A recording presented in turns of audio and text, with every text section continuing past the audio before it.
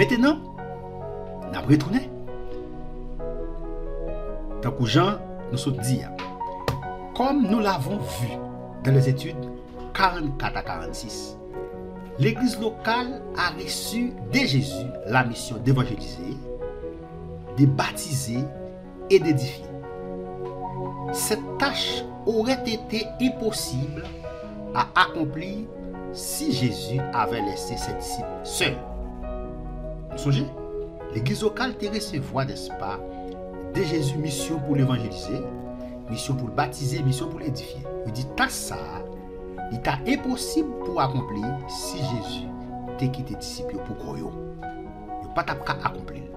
Mais il a dit dans Matthieu 28, verset 19-20, allez, faites de toutes les nations des disciples, les baptisant au nom du Père, au nom du Fils et du Saint pour croire. Il n'y a pas qu'à accomplir.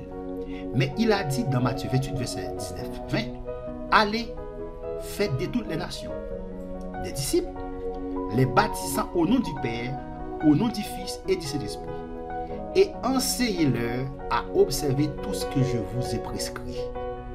Et voici, je suis avec vous tous les jours jusqu'à la fin du monde. Je suis avec vous tous les jours jusqu'à la fin du monde. Maintenant, question. Comment Jésus est-il avec nous? Comment nous rend-il capable d'accomplir notre mission? Question. Comment Jésus est-il avec nous? Regardez, parce qu'il dit qu'il est avec nous tous les jours jusqu'à la fin du monde. Comment Jésus est-il avec nous? Regardons ensemble Actes des Apôtres, chapitre 1, verset 8. Regardons ensemble Actes des Apôtres, chapitre 1, verset. Le Saint-Esprit survenant sur vous, et vous serez mes témoins à Jérusalem, dans toute la Judée, dans la Samarie et jusqu'aux extrémités de la terre. Comment Jésus est-il avec nous? Ça veut dire, vous recevez une puissance, le Saint-Esprit survenant sur vous. C'est clair? Comment Jésus est-il avec nous? À travers Saint-Esprit. Ok? Parce qu'il dit le Saint-Esprit, vous recevez une puissance et Saint-Esprit a venir sur nous. Ok? Comment avec nous? Pas moyen, Saint-Esprit. Comment nous rend-il capable d'accomplir notre mission? Ok? Comment nous rend-il capable d'accomplir notre mission? Expliquez. Mais vous recevez une puissance. Comment nous rend-il capable d'accomplir notre mission? Mais cet esprit, c'est lui-même qui bat non puissance pour nous capable d'accomplir la mission. Donc, le Saint-Esprit fait don aux chrétiens des capacités spéciales. Qui a reçu un don spirituel? Et puis, il dit, comme des beaux dispensateurs des diverses grâces de Dieu. Grâce à parler là, c'est don. Des diverses grâces de Dieu que chacun de vous mette au service des autres le don qu'il a reçu. C'est pour chaque monde mettez au service de l'autre là, don qu'il te recevoir. Comme des bons dispensateurs des diverses grâces de Dieu que chacun de vous mette au service des autres ce don qu'il a reçu. C'est pour chaque monde qui recevra don pour mettre au service de l'autre. Donc le don qu'un chrétien reçoit de cet esprit est un ensemble. C'est un ensemble qu'il y a. Une combinaison des capacités spirituelles. C'est une combinaison des capacités spirituelles. Est-ce que tout ce qu'un chrétien reçoit de cet esprit est un ensemble? C'est un ensemble qu'il y a. Une combinaison des capacités spirituelles.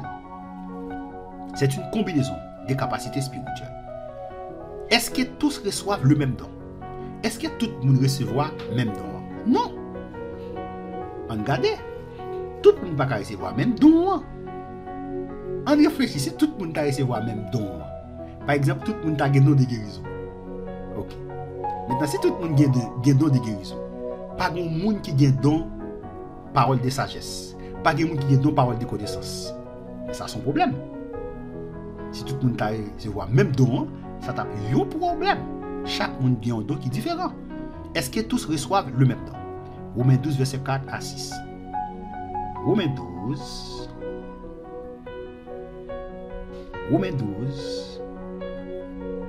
verset 4 à 6. Il dit, dans un seul corps, et plusieurs membres dans un seul corps, et que tous les membres n'ont pas la même fonction. On dit ça dans le commencement. Il y a plusieurs membres dans le corps physique là, mais ils n'ont tous pas la même fonction. J'ai une fonction pâle, mais une fonction pâle, pied une fonction pâle, tête une fonction pâle, cerveau, chaque membre dans le corps a une fonction pâle. C'est bien. Ainsi, comme ça tout, nous qui sommes plusieurs, nous formons un seul corps en Christ. Et nous sommes tous membres les uns des autres. Nous sommes ces membres l'autre. Puisque nous avons des dons différents. Selon la grâce qui nous a été accordée. Ouais, il dit, puisque nous gagnons des dons différents. Est-ce que tous reçoivent le même don? Non, nous tous pas recevoir le même don. Nous chacun gagnons des dons qui sont différents. 1 Corinthiens 12, verset 4 à 6. 1 Corinthiens 12. Terre, mais le même Seigneur. Diversité d'opérations, mais le même Dieu qui opère tout en tous. Très bien. Est-ce que tous reçoivent le même don? Non. Non, tous pas recevoir le même don. Contrairement à ce que certains pensent, les capacités spirituelles que nous possédons ne dépendent pas de notre foi ou de notre mérite. Capacité spirituelle que nous gagnons ne pas dépendre de la foi ou bien des mérites. Capacité spirituelle que nous gagnons donc ne pas dépendre des foi, ne pas dépendre des mérites. Qu'est-ce qui détermine quel don chacun reçoit? Qui est-ce qui détermine qui don chaque monde a recevoir? On regarde qui est-ce qui détermine ça. 1 Corinthiens 12, verset 11 et 18. Verset 11. Il dit, un seul et même esprit opère toutes ces suites. Verset 11. Il dit, un seul et même esprit opère toutes ces choses, les distribuant à chacun en particulier comme il veut. Waouh! Qu'est-ce qui détermine quel don chacun reçoit? Le Saint-Esprit. Il dit, un seul et même esprit qui opérait toute bagaille ça. Il distribue à chaque monde, en particulier, tant que chant livré. Verset 18, il dit, maintenant, Dieu a placé chacun des membres dans le corps comme il a voulu. Question, dans quel but le Saint-Esprit nous fait-il ces dons? Dans quel but? Dans quel objectif? Cet esprit a Libanon dans ça. Dans 1 Corinthiens 12, verset 7, il dit ça, il dit, or à chacun, la manifestation de l'esprit est donnée pour l'utilité commune.